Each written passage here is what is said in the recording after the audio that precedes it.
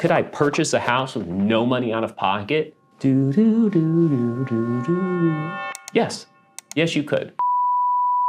You might be wondering, why do I have these three beautiful buckets in front of me?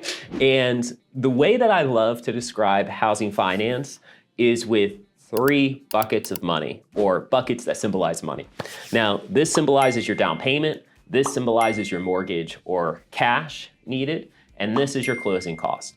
Many people don't know this exists. So we're gonna break it all down today in as simple of a way as possible. Now, let's kick this thing off. Assuming you're buying a $500,000 house to keep things simple, what is your minimum down payment? It is not 20%. The reality is it can be as low as 3% with a conventional loan, 3.5% with an FHA loan, Federal Housing Administration, or it could be nothing if you utilize a Veteran Administration loan or a USDA loan. There's additional programs like NACA, Habitat for Humanity that also offer incredible incentives where it changes the equation for that down payment. But let's just think that we've lowered this down to 3% for a conventional mortgage. Now, that then leaves the remaining balance, $485,000, right? Because if your down payment is 3%, which is $15,000 from 500, right? Then that means that we need to make sure that we're throwing, we need to throw our $15,000 into that bucket. So again, $485,000 is left over.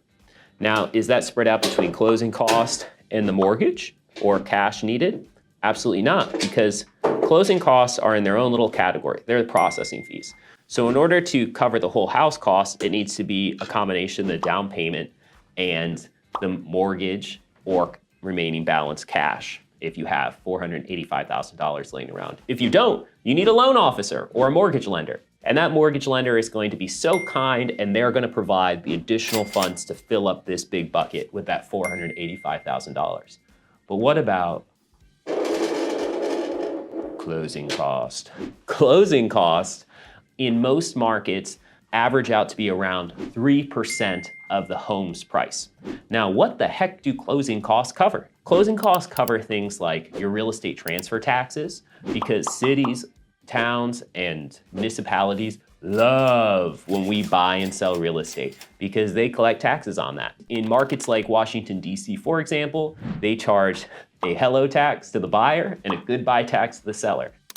Now, let's assume that your closing costs are 3%. What else is included in that just outside of taxes?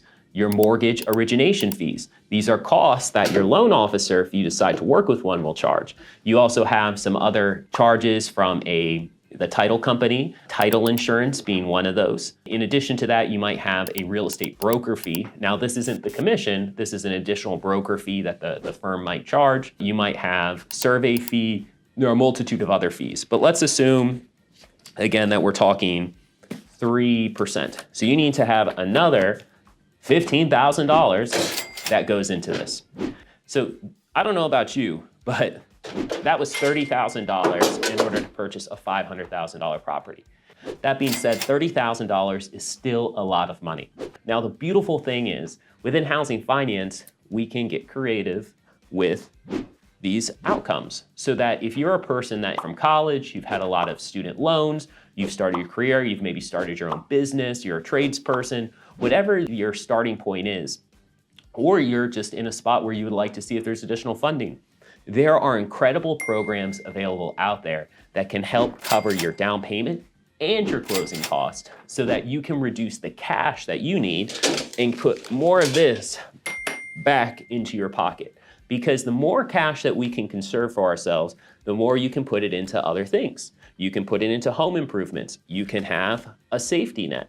You can make sure that you're protecting your cash for other things that might come up in life.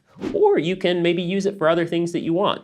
But let's talk about how we can fill these buckets with other funding sources. So again, one of the great things that homebuyerwallet.com does is we promote community home investment programs that do a great job at filling up the down payment bucket and the closing cost bucket.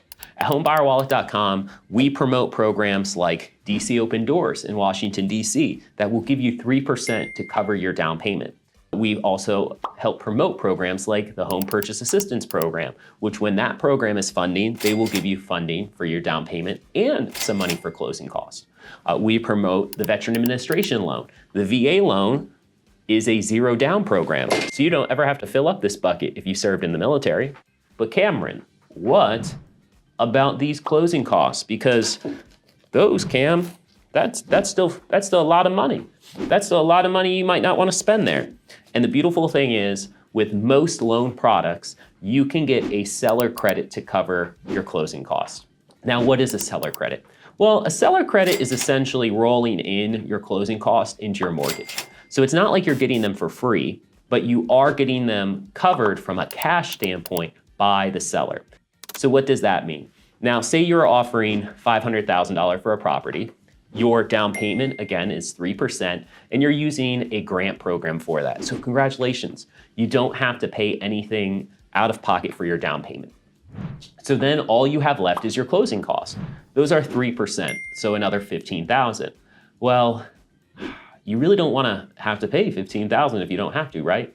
So what you could do is during your offer process, ask the seller to pay for your closing costs. For me personally, I'm a big proponent of maintaining as much cash as possible so that you can have it available for needs that might come up, issues that might arise at different points. So I'm a big proponent of utilizing these seller credits to cover closing costs. Now, are there still some costs that you should be expected to pay or that will come up? Absolutely. So some things like your home inspection, that needs to be paid out of pocket on the spot. And those can range anywhere from $400 to maybe even $1,000 based off of your area and the complexity of that. Yes, you can buy a house with no money down, but you will still need to have some money in reserves. And again, think about when you're about to go and rent a new place, the amount of money that they require that you have. So if you're interested in community home investment programs, you should visit homebuyerwallet.com. And if you're already here, hi, and utilize our Wallet Wizard tool. So you can find that in a link somewhere around here. Access our Wallet Wizard tool and search for all the community home investment programs that are available to you so that you can keep more cash available for yourself. Because wait, put that in the lender bucket. No way. No, this money's for me. This money is for me for sure. Just put this away so you can keep more money for yourself and for the things that matter most to you. Thank you so much for watching this video. And that's it. Have a great day.